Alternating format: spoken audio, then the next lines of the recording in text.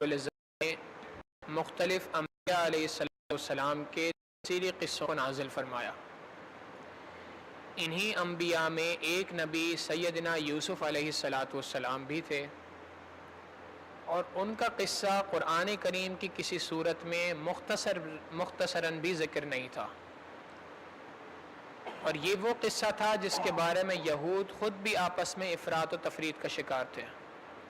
ان کو صحیح خود بھی نہیں پتا تھا کہ اصل قصہ تھا کیا، تو وہ نبی علیہ السلام سے آ کے کہا کرتے تھے کہ اگر آپ واقعی اللہ کے نبی ہیں تو آپ ذرا یوسف علیہ السلام کا قصہ ہمیں بتائیے۔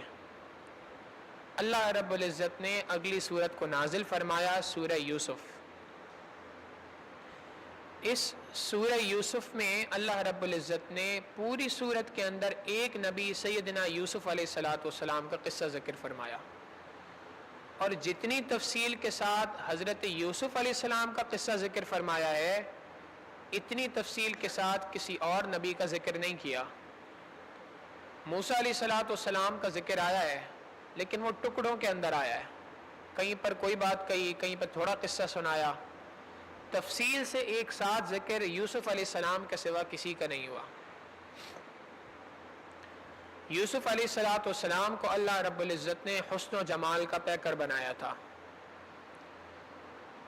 علماء نے لکھا ہے کہ حدیث مبارکہ سے اس بات کا ثبوت ملتا ہے کہ اس دنیا کے اندر اللہ رب العزت نے جیسا حسن سیدنا یوسف علیہ السلام کو عطا فرمایا تھا، اس کی مثال دنیا کے اندر کوئی نہیں۔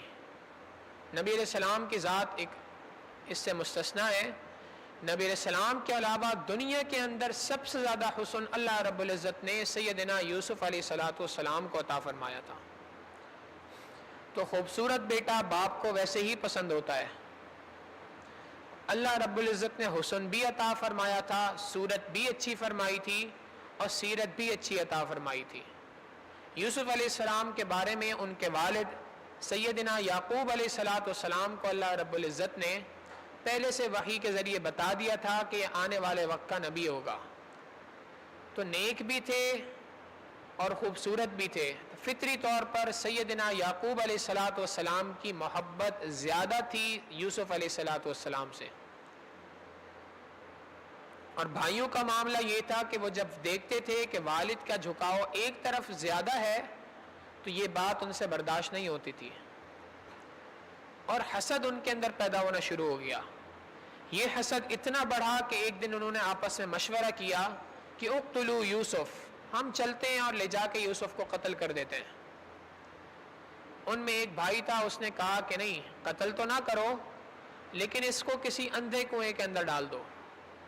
کنویں میں ڈالو گے تو کوئی قافلہ آئے گا، پانی نکالنے کے لیے ڈول کھینچے گا، اس کو پکڑ لے گا اور لے جا کے کہیں اپنے ساتھ لے جائے گا، تو ہماری جان اس سے چھوٹ جائے گی، ہمارا مسئلہ حل ہو جائے گا۔ چنانچہ بھائی اس بات پر متفق ہوئے اور والد سے اس بات کا مطالبہ کیا کہ آپ ہمارے اس چھوٹے بھائی کو ہمارے ساتھ ذرا روانہ کر دیجئے،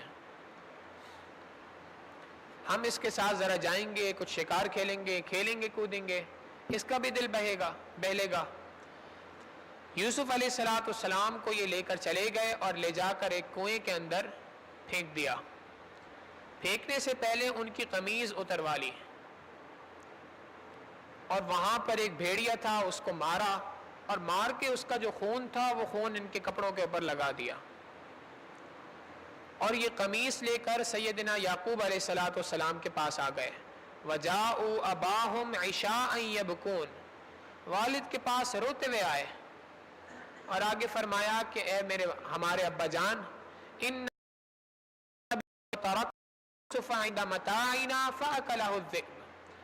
ہم نے تو اس کو اپنے ساز و سامان کے پاس چھوڑا تھا، اور آپس میں ذرا ہم دوڑ کا مقابلہ کر رہے تھے۔ ہم جب دوڑنے کے لیے آگے بھاگے تو پیچھے سے بھیڑیا آیا، بھیڑیے نے اس کو کھا لیا، اور ہمیں پتہ ہے کہ آپ ہماری بات پر یقین نہیں کریں گے، ثبوت کے طور پہ ہم اس کی یہ قمیض بھی لے کے آئے ہیں۔ یعقوب علیہ السلام نے جب قمیض کو دیکھا تو سمجھ گئے کہ کتنا سمجھدار بھیڑیا تھا کہ بیٹے کو تو کھا لیا، لیکن قمیض کے اوپر ایک کہیں سے بھی پھٹن نہیں آئی۔ تو انہوں نے آگے سے کہہ دیا وَمَا أَنْتَ بِمُؤْمِنٍ لَنَا وَلَوْ كُنَّا صَادِقِينَ. آگے فرمایا کہ میں تمہاری بات کے اوپر کیا ایمان لاؤں گا، میں تمہاری بات پر کیا یقین کروں گا، میرے لیے تو اب فصبر جمیل، بس بہترین قسم کا صبر ہے. واللہ المستعان علی ما تصفون، جو بات تم گڑھ رہے ہو اس بارے میں میں اللہ ہی سے مدد کرتا ہوں، اللہ ہی سے مدد میں طلب کرتا ہوں. یوسف علیہ السلام کو اس پر، یعقوب علیہ السلام کو اس بات پر بہت غم تھا. یوسف علیہ السلام کا معاملہ یہ ہوا کہ آگے کنویں کے اندر تھے تو وہاں سے قافلہ گزرا، انہوں نے ڈول کے لیے پانی کے لیے ڈول ڈالا تو یوسف علیہ السلام کو نکال لیا، اور نکالنے کے بعد انہوں نے دیکھا کہ اتنا خوبصورت بچہ. تو ایک آدمی نے آواز لگائی، یا بشرا ھذا غلام، خوشخبری ہے ہمارے لیے، یہ غلام ہمیں مل گیا، ہم اس کو لے جا کر قافلے کے ساتھ لے جائیں گے اور غلاموں کی بستی میں بیچ دیں گے. جب بیچ دیں گے تو اس سے کچھ پیسے ہمیں مل جائیں گے اور ہم ان پیسوں سے نفع حاصل کریں گے. یہ لوگ اس شہر کے، اس ملک کے دارالحکومت کے اندر پہنچے اور وہاں پر جا کے انہوں نے سیدنا یوسف علیہ السلام کو بیچا. اب ان کی قیمت کتنی لگی آپ دیکھیں، اتنا حسن تھا کہ نبی علیہ السلام فرما رہے ہیں کہ ایسا حسن کسی اور کو عطا نہیں کیا گیا، لیکن قیمت لگ رہی ہے. وَشَرَوْهُ بِثَمَنٍ بَخْسٍ دَرَاهِمَ مَعْدُودَةٍ، ان کی جو قیمت لگی، ان کو جو خریدا گیا، چند کھوٹے سکوں کے بدلے خریدا گیا. اللہ رب العزت نے اس کے ذریعے سے ہمیں پیغام دیا ہے، میرے نزدیک ظاہری حسن و صورت کی اوقات اتنی ہے کہ چند کھوٹے سکے، اور اس کی ایک وجہ یہ ہے کہ یہ حسن فانی ہے. جو نوجوان جو آج کے زمانے کے اندر، آج کے دور کے اندر بڑا خوبصورت نظر آ رہا ہوتا ہے، جس کو اپنی خوبصورتی کے اوپر ناز ہوتا ہے، یہی شخص جب بڑھاپے کی عمر کو پہنچتا ہے تو اس کی شکل چھوارے کی طرح ہو جاتی ہے، چہرے کے اوپر اتنی جھریاں آ جاتی ہیں کہ انسان خود حیران ہو جاتا ہے کہ میری ایک جوانی تھی. اپنی اولاد کو جب کبھی تصویریں دکھاتا ہے تو وہ بھی یقین نہیں کرتی. انسان کے حسن کی، انسان کی اوقات اس بات سے پتہ چلتی ہیں. بہرحال یوسف علیہ السلام کو اس شہر کے جو عزیز مصر تھا، جو وہاں کا بادشاہ تھا، اس نے خرید لیا اور خرید کے ان کو اپنے پاس رکھ لیا. بیوی سے کہا کہ تم اس کا خیال رکھنا، عسیٰ ان ینفعنا او نتخذہ ولدا، ہو سکتا ہے کہ یہ بیٹا ہمارے لیے یہ بچہ جو ہے یہ ہمارے لیے کوئی فائدے کا ذریعہ بن جائے، یا ہو سکتا ہے کہ ہم اس کو اپنا بیٹا بنا لیں. مفسرین نے لکھا ہے کہ انبیاء کی ذات ایسی ہے، ان کے اوپر جب کبھی کسی نے کوئی حسن ظن کیا، جانتے ہوئے کیا نہ جانتے ہوئے کیا، اللہ تعالیٰ نے ان کو فائدہ پہنچایا. یوسف علیہ السلام کے بارے میں عزیز مصر نے کہا کہ ہو سکتا ہے کہ بچہ ہمیں فائدہ پہنچا دے. اللہ رب العزت نے اس قول کی برکت سے اس عزیز مصر کے گھر کو بدکاری کے فعل سے حفاظت فرما دی. آگے قصہ آ رہا ہے. عزیز مصر کی جو بیوی تھی اس کا نام تھا زلیخا. اس نے جب سیدنا یوسف علیہ السلام کو دیکھا تو ان کے اوپر اپنا دل دے بیٹھی، فریفتہ ہو گئی، اور اس نے آگے سے اس بات کا اظہار کیا ان سے کہ جب عزیز مصر یہاں سے چلا جائے گا، اپنے گھر پہ نہیں ہوگا، تو اس وقت پر ہم ذرا ایک کمرے میں جائیں گے اور اس وقت پر میں تمہیں برائی کی دعوت دوں گی. عزیز مصر ایک دن اپنے گھر پہ نہیں تھا. قرآن کریم کہتا ہے وَرَاوَدَتْهُ الَّتِي هُوَ فِي بَيْتِهَا عَن نَفْسِهِ وَغَلَّقَتِ الْأَبْوَابَ وَقَالَتْ هَيْتَ لَكَ، کہا اس عورت نے جس نے اپنے دل کے اندر اس بات کو چھپا رکھا تھا کہ اپنے گھر کے دروازے کو بند کر کر کہا اس عورت نے ہیت لک، آؤ میرے پاس. مفسرین نے یہاں پر ایک نقطہ لکھا ہے، ہمارے لیے سبق ہے کہ قرآن کریم نے اتنا لمبا جملہ استعمال کیا، کہا اس عورت نے جس کے دل کے اندر کوئی بات تھی. اللہ تعالیٰ یہ بھی تو کہہ سکتے تھے کہ زلیخا نے یہ بات کہی، پروردگار عالم نے یہ بات نہیں کی، ایک لمبا جملہ استعمال کیا. ہمیں یہ بات کا سبق سکھلانا تھا کہ دیکھو جب کبھی کسی کی طرف برائی کی نسبت ہو تو اس کا نام نہیں لیا جاتا، اس کی برائی کے اوپر پردے ڈالے جاتے ہیں۔ نبی علیہ السلام نے فرمایا تم آج اپنے بھائی کے عیبوں کے اوپر پردہ ڈالو گے، اللہ رب العزت قیامت کے دن تمہارے عیبوں کے اوپر پردہ عطا فرمائیں گے۔ جیسے ہی اس نے گناہ کی طرف بلایا، یوسف علیہ السلام نے فرمایا قال معاذ اللہ، اللہ کی پناہ مانگتا ہوں میں، انہ ربی احسن مثوایا انہ لا یفلح الظالمون، میرا جو رب ہے، رب سے مراد یہاں اللہ رب العزت کی ذات نہیں ہے، بلکہ یہاں مراد جو میرا پالنے والا ہے، عزیز مصر ہے، یہ تو میرے ساتھ بہت اچھا معاملہ کرتا ہے اور میں اس کی گویا کہ نمک حرامی نہیں کر سکتا۔ اگر میں نے ایسا کام کیا تو میں تو ظالموں میں سے ہوں گا کہ وہ میرے اوپر اتنا احسان کر رہا ہے اور میں آگے سے اس کا احسان کا یہ صلہ دوں اس کو کہ اس کے گھر والوں کے ساتھ ہی بدکاری میں مبتلا ہو جاؤں۔ جب اس نے یہ بات کہی تو زلیخا آگے بڑھی، اس کے سر پر شیطان سوار تھا۔ یوسف علیہ السلام کو پتا تھا کہ میں اس وقت پر جس کمرے میں ہوں اس سے باہر 7 دروازے ہیں، یعنی محل کا ایک دروازہ تھا، اس دروازے کے اندر دوسرا، دوسرے کے اندر تیسرا، 7 دروازے تھے، اور زلیخا نے 7 دروازوں کو باہر سے کنڈی لگوا دی تھی۔ تو یوسف علیہ السلام جانتے تھے کہ یہاں سے نکلنے کا کوئی راستہ نہیں ہے، اور یہ بھی جانتے تھے کہ میرے پاس اب 2 ہی صورتیں ہیں، یہ تو میں اس کے ساتھ بدکاری کا فعل کر لوں تو مجھے جو ہے وہ دنیا کے اندر عزتیں مل جائیں گی، اور اگر میں اس کے ساتھ بدکاری کا فعل نہیں کروں گا تو میں بھاگ کے کہاں جا سکتا ہوں، جاؤں گا بھی کہیں نہیں، اور یہ عورت مجھے ذلیل اور رسوا کروا دے گی۔ اس نے خود یہ بات کہی کہ اگر تم میرے ساتھ یہ بدکاری کا فعل نہیں کرو گے تو میں پورے جہاں میں تمہیں رسوا کرا دوں گی کہ ایک آدمی نے ایک شخص کو اپنے پاس غلام رکھا، اس کے ساتھ احسان کیا، اس شخص نے اس کی بیوی کے ساتھ کیا صلہ کیا ہے۔ تو بظاہر عزت اس میں نظر آ رہی تھی کہ برائی کا کام کر لیا جائے، اور ذلت اس میں نظر آ رہی تھی کہ یہاں سے بھاگنے کی کوشش کی جائے۔ یوسف علیہ السلام نے اپنے رب کے اوپر بھروسہ کیا اور وہاں سے بھاگے، دروازے کے پاس پہنچے، اللہ رب العزت نے دروازوں کے تالوں کو توڑوا دیا، ایک دروازے سے نکلے، دوسرے سے نکلے، تیسرے سے نکلے، 7 دروازوں کی طرف بھاگے، اللہ رب العزت نے ایک ایک کر کے ہر دروازے کے تالوں کو توڑوا دیا۔ یہاں سے پتہ چلتا ہے انسان کے اختیار فعل ہو اس کو اتنا عالم آدمی کی مدد فرماتے ہیں۔ جب وہ آخری دروازے پہ پہنچے تو انہوں نے دیکھا وہاں پر عزیز مصر کھڑا تھا۔ اچھا، جب یہ یہاں سے جا رہے تھے تو زلیخا نے ان کو پکڑ کے کھینچا، جب کھینچا تو ان کی قمیص پھٹ گئی۔ یہ وہاں پہ پہنچے تو زلیخا نے جیسے ہی اپنے میاں کو دیکھا، اس نے آگے سے کہا کہ آپ کی کیا رائے ہے اس بندے کے بارے میں جس کے ساتھ آپ احسان کریں اور وہ آپ کی بیوی کے ساتھ برائی کا ارتکاب کر رہا ہو۔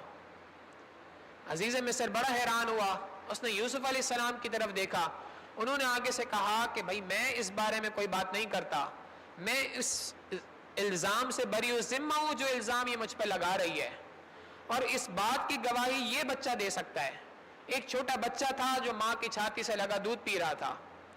عزیز مصر بھی بڑا حیران ہوا کہ یہ بچہ تو دودھ پیتا بچہ ہے، یہ کیسے بات کرے گا، اس کو کیا پتا کہ اندر کیا معاملہ تھا۔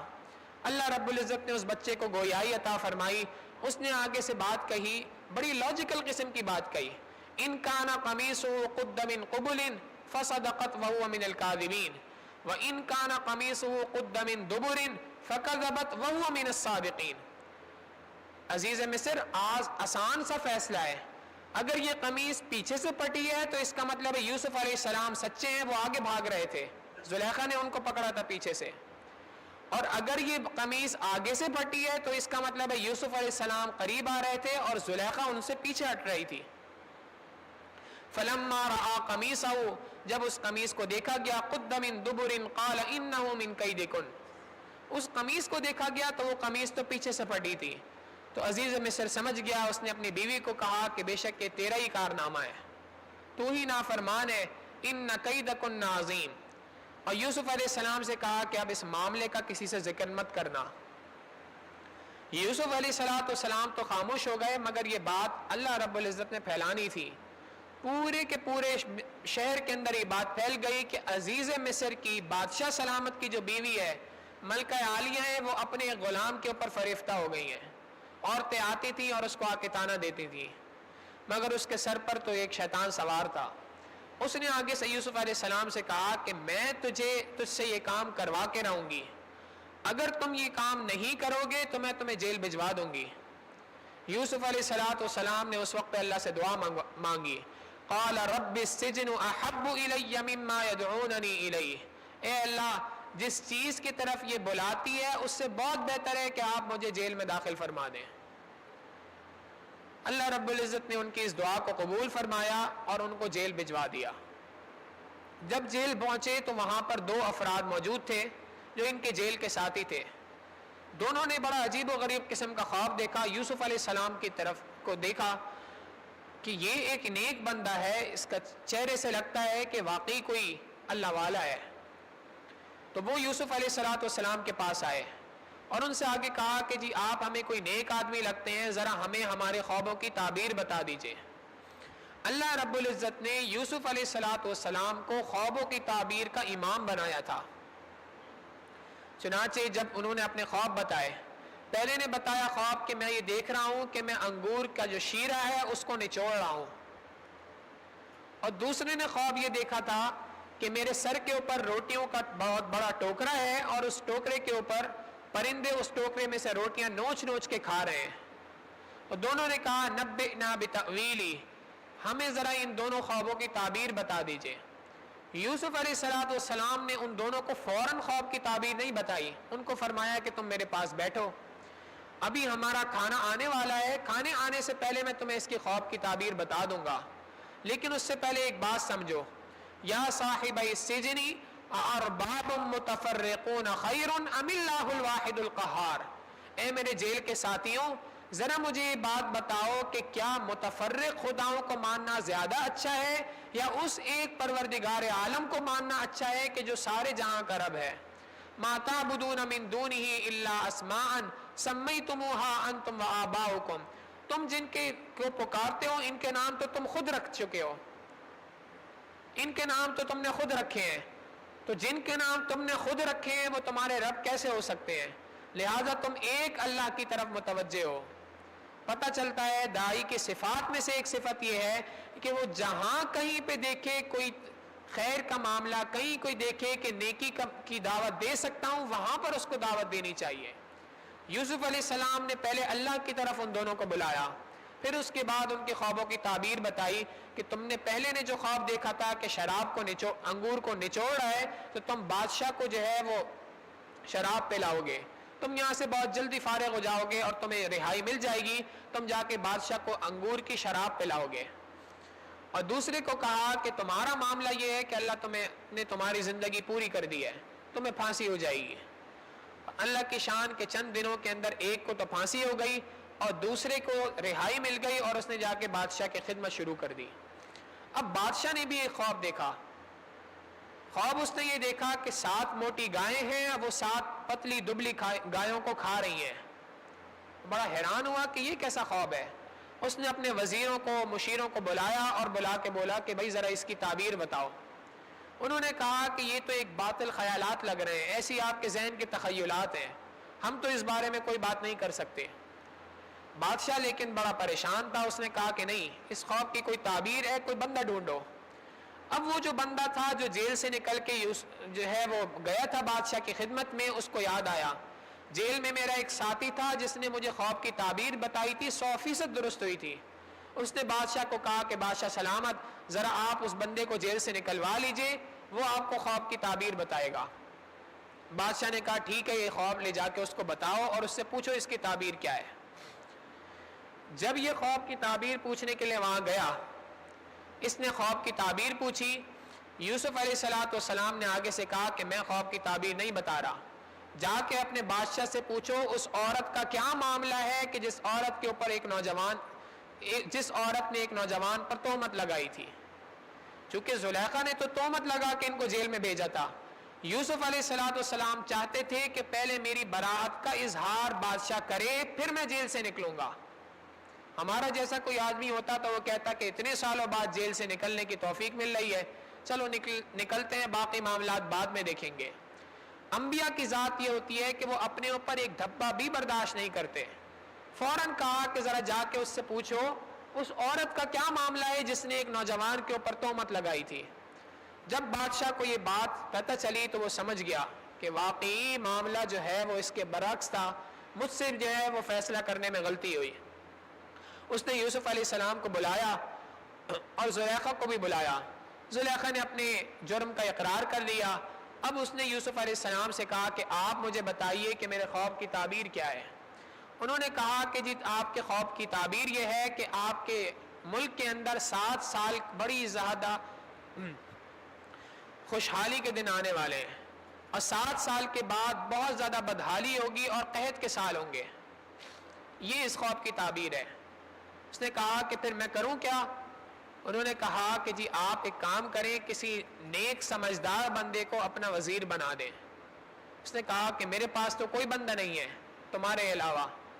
چنانچہ انہوں نے سیدنا یوسف علیہ السلام کو وزیر خزانہ بنا دیا اور ان سے یہ بات کہی کہ اب آپ ذرا اس 7 سالوں کی پلاننگ کریں اس طرح کہ اگلے 7 سال بھی ہمارے ساتھ جو قحط کے سال ہیں ان سالوں کے اندر بھی ہماری گندم، ہمارا غلہ جو ہے وہ برقرار رہے۔ یوسف علیہ السلام نے اسی طرح سے پلاننگ کی اور حکومت کے قبضے میں ساری گندم لے لی۔ اب جب یہ گندم لی تو چند عرصے کے بعد قحط آنا شروع ہو گیا۔ یوسف علیہ السلام نے اعلان کرا دیا جس کسی کو گندم کی ضرورت ہو میرے پاس آئے، ہم حکومت جو ہے وہ اس کو عطا کریں گے، گھر کے افراد گنیں گے، ان افراد کے اعتبار سے گندم عطا کر دیں گے۔ یہ بات یوسف علیہ السلام کے بھائیوں تک بھی پہنچی کہ ایک کوئی وزیر آیا ہے نیا اور اس وزیر نے یہ اعلان کرا رکھا ہے۔ چنانچہ یہ بھائی بھی اپنے بھائی کے پاس اب جو ہے وہ پہنچے، یہ نہیں جانتے تھے کہ جس بھائی کو ہم نے کنویں میں ڈالا تھا یہ وہی بھائی ہے۔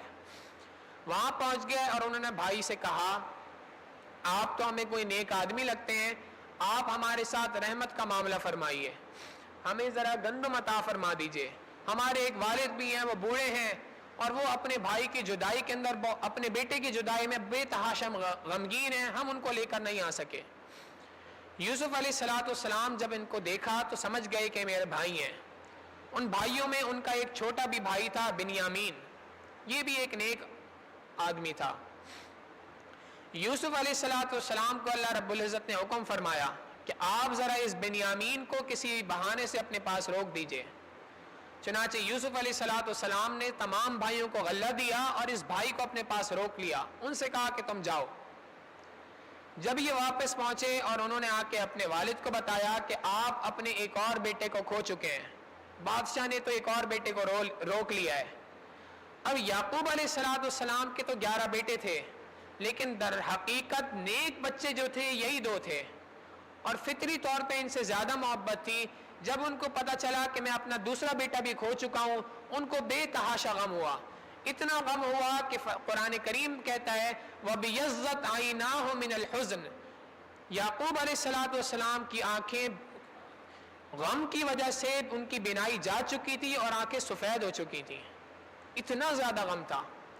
اور اس غم کے اندر بھی انہوں نے اللہ سے شکوہ نہیں کیا، بندوں سے شکوہ نہیں کیا، بلکہ فرمایا انما اشکو بثی وحزنی الی اللہ، میں اپنے تمام غموں کو، اپنے تمام پریشانیوں کو اللہ کے سپرد کرتا ہوں، اللہ رب العزت کے سپرد کرتا ہوں، پروردگار عالم اس معاملے میں بہتر فیصلہ فرمائیں گے۔ بھائیوں نے جب یہ گندم ختم ہو گئی تو دوبارہ یوسف علیہ السلام کے پاس پہنچے۔ اب جب یہ یہاں پہ پہنچے تو یوسف علیہ السلام نے ان کو دیکھا تو پوچھا یہ بتاؤ ما فعلتم بیوسف، تم نے یوسف کے ساتھ کیا معاملہ کیا تھا؟ اب بھائی حیران ہو گئے کہ یہ کیا معاملہ ہے، یہ معاملہ تو یہ تو ہمیں پتا تھا یا یوسف علیہ السلام کو پتا تھا؟ غور سے دیکھا تو سمجھ گئے کہ یہ سیدنا یوسف علیہ السلام ہے۔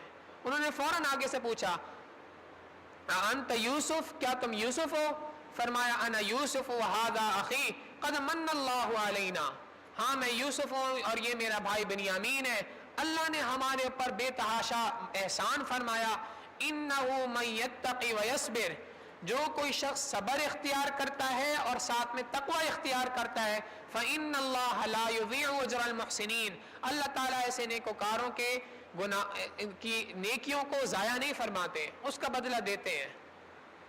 جب انہوں نے یہ بات کہی تو بھائیوں نے یوسف علیہ السلام سے معافی مانگی، اور یوسف علیہ السلام نے ان سے کہا کہ لا تثریب علیکم اليوم، آج کے دن تمہارے اوپر کسی قسم کا کوئی گناہ نہیں، جاؤ میں نے تمہیں معاف کیا، یغفر اللہ لکم، اللہ بھی تمہیں معاف کرے، وہو ارحم الراحمین، اور وہ سب سے زیادہ مہربان ہے، سب سے زیادہ معاف کرنے والا ہے۔ اس کے بعد فرمایا اذهبوا بقمیصی ھذا، میری اس قمیص کو لے جاؤ اور یعقوب علیہ السلام کے والد کے چہرے کے اوپر ڈال دینا، ان کی بینائی لوٹ آئے گی، اور پھر ان کو اپنے ساتھ لے کے میرے پاس آ جاؤ۔ مفسرین نے لکھا ہے کہ اللہ رب العزت چاہتے تو ان کی بینائی ویسے بھی لوٹا سکتے تھے، یہ قمیص کو بیچ میں کیوں ڈالا؟ لکھا ہے کہ اللہ رب العزت کا معاملہ یہ ہے، جب کبھی کسی سبب سے کسی انسان کو غم عطا فرماتے ہیں، اسی سبب سے ہی اس کو پھر خوشی عطا فرماتے ہیں۔ جو غم کا سبب تھا وہ یوسف علیہ السلام کی قمیص تھی جس کے اوپر خون لگا ہوا تھا، جس کی وجہ سے ان کی آنکھوں کی بینائی چلی گئی تھی۔ اللہ رب العزت نے پھر دوبارہ قمیص کو ہی عطا فرمایا کہ اس قمیص کے ذریعے سے یوسف علیہ السلام کے والد کے غم کو ختم فرمایا۔ چنانچہ والد کو بھی وہاں پہ لے آئے، اور اس کے بعد اللہ رب العزت نے ان تمام بھائیوں کی دعا کو قبول فرمایا، اور ان سب کو پھر یوسف علیہ السلام کے ساتھ نتھی فرمایا۔ اللہ رب العزت فرماتے ہیں نبی علیہ السلام کو، ہم نے آپ کو یہ قصہ جو سنایا ہے یہ اس لیے سنایا ہے کہ آپ اس کے ذریعے سے پچھلی قوموں کا سبق اپنی قوم کو دے سکیں۔ اللہ رب العزت کی ذات وہ ہے جو بظاہر ذلت کے نقشوں کے اندر سے عزتیں نکال کے دکھاتے ہیں۔ انسان کو کئی مرتبہ لگتا ہے اگر میں نے یہ گناہ نہ کیا تو میں اس دنیا کے اندر ذلیل ہو جاؤں گا، اگر میں نے جھوٹ نہیں بولا تو پھر تو میں ذلیل ہو جاؤں گا، مگر یہ بات یاد رکھیں قرآن کریم کا فیصلہ ہے، ذلت ہمیشہ جھوٹ کے اندر ہے، گناہ کے اندر ہے، عزت ہمیشہ نیکی کے اندر ہے، سچ بولنے کے اندر ہے۔ اللہ تعالیٰ فرماتے ہیں ذَلِكَ مِنْ أَنْبَاءِ الْغَيْبِ نُوحِيهِ إِلَيْكَ، اے میرے محبوب صلی اللہ علیہ وسلم یہ غیب کی باتیں ہیں جو ہم نے آپ کو عطا فرمائی ہیں۔ اگلی سورت الرعد ہے، اس میں اللہ تعالیٰ نے اپنی قدرت کی مختلف نشانیوں کو جو پچھلی سورتوں میں نازل فرمائی انہی کو نازل فرمایا، کہ اللہ ہی کی ذات ہے جو انسان پر مختلف انعامات سے نوازتی ہے، اور اللہ رب العزت ہی کی ذات ہے جو انسان پر بارشوں کو نازل فرماتی ہے۔ سورہ ابراہیم میں اللہ رب العزت فرماتے ہیں لَإِن شَكَرْتُمْ لَأَزِيدَنَّكُمْ، اے میرے محبوب صلی اللہ علیہ وسلم، اے میرے بندوں اگر تم میرے ساتھ شکر کا معاملہ کرو گے، میرا شکر ادا کرو گے، میں تمہارے اوپر نعمتوں کو اضافہ فرماؤں گا۔ ہمارے مشائخ نے یہ بات فرمائی، جو شخص اپنی نعمت پر شکر ادا کرتا ہے اس نے اس نعمت کو اپنے پاس مضبوط رسی سے اپنے پاس باندھ کے رکھ دیا، اور جو کوئی شخص نعمتوں کے اوپر ناشکری کرتا ہے اس نے ان نعمتوں کو اپنے گھر سے دھکیل کر باہر نکال دیا۔ پھر اس کے بعد اللہ رب العزت نے موسیٰ علیہ السلام کے قصے کو ذکر فرمایا، ابراہیم علیہ السلام کے قصے کو بھی ذکر فرمایا، اور اس میں یہ بات بھی فرمائی کہ ابراہیم علیہ السلام نے جب بیت اللہ کو تعمیر کیا تھا تو دعائیں مانگی تھیں، 3 دعائیں مانگی تھیں، تینوں دعاؤں کو ذکر فرمایا۔ رب اجعل ھذا البلد آمنا، اے اللہ اس گھر کو امن کا گہوارہ بنا دیجئے، پہلی دعا یہ تھی۔ دوسری فرمائی ربنا انی اسکنت من ذریتی بواد غیر ذی زرع عند بیتک المحرم ربنا لیقیموا الصلاۃ۔ آگے فرمایا وارزقہم من الثمرات، اے اللہ یہ جو جنگل بیابان ہے اس میں میں نے آپ کے گھر کو تعمیر کرا دیا، اب آپ اس گھر کے اندر رہنے والوں کے لیے پھل عطا فرما دیجئے۔ ابراہیم علیہ السلام نے یہ نہیں کہا کہ کھانے کے لیے کھانا عطا فرما دیجئے، فرمایا پھل عطا فرما دیجئے۔ یہ جو رزق کا لفظ ہے یہ بہت زیادہ وسیع ہے، چنانچہ آج ہم دیکھیں کہ اس جنگل بیابان کے اندر اللہ رب العزت نے طرح طرح کی نعمتوں کو نازل فرما دیا۔ جو نعمت دنیا کے اندر جہاں کہیں بنتی ہے آج وہ نعمت بیت اللہ کے اندر ملتی ہے۔ دنیا کی تمام چیزوں کی تمام قسم کے پھل اللہ رب العزت نے اس بیت اللہ کے اندر اتار دیے ہیں۔ یہ ابراہیم علیہ السلام کی دعا کو اللہ تعالیٰ نے قبول فرمایا۔ اور آخر میں 2 دعائیں ہیں جو ہم اکثر طور پر اپنی نماز کے اندر بھی مانگتے ہیں رب اجعلنی مقیم الصلاۃ ومن ذریتی ربنا وتقبل دعا، اے اللہ مجھے نمازوں کی پابندی عطا فرما دیجئے اور میری دعاؤں کو قبول فرما لیجئے۔ ربنا اغفر لی ولوالدی، اے اللہ میری بھی مغفرت فرما دیجئے، میرے والدین کی بھی مغفرت فرما دیجئے۔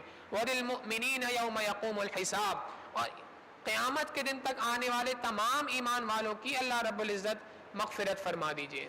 ان دعاؤں کو اپنی دعاؤں میں شامل کرنا چاہیے تاکہ اللہ رب العزت ہم پر اپنی رحمت فرمائے۔ آخر میں اللہ رب العزت قیامت کے دن مجرموں کا ذکر فرماتے ہیں کہ قیامت کے دن ہم مجرموں کو کس طرح سے پکڑیں گے، اور آخر میں ان ایمان والوں کو حکم دیتے ہیں ھذا بلاغ للناس، یہ لوگوں تک پہنچانے کا ایک ذریعہ ہے قرآن کریم، وَلِيُنذَرُوا بِهِ، تاکہ اس کے ذریعے سے لوگوں کو ڈرایا جا سکے اور لوگ یہ بات جان لیں انما هو الہ واحد، ان کا معبود تو حقیقی معبود ایک ہی ہے، وَلِيَذَّكَّرَ أُولُو الْأَلْبَابِ، اور اس قرآن کریم کے ذریعے سے عقل مند لوگ نصیحتوں کو حاصل کریں۔ اللہ رب العزت ہمیں بھی ان لوگوں میں شامل فرمائے جو اس قرآن کریم کے ذریعے سے نصیحتوں کو حاصل کرتے ہیں۔ اللہ رب العزت ہماری دعاؤں کو قبول فرمائے۔ وآخر دعوانا ان الحمد للہ رب العالمین۔ سبحان رب جلال الوہاب، اللہم صلی علی سیدنا محمد وعلی آل سیدنا محمد وبارک وسلم۔ ربنا ظلمنا انفسنا وان لم تغفر لنا وترحمنا لنكونن من الخاسرین۔ صلی اللہ تعالی علی حبیبہ سیدنا محمد وآلہ واصحابہ اجمعین برحمتک یا ارحم الراحمین۔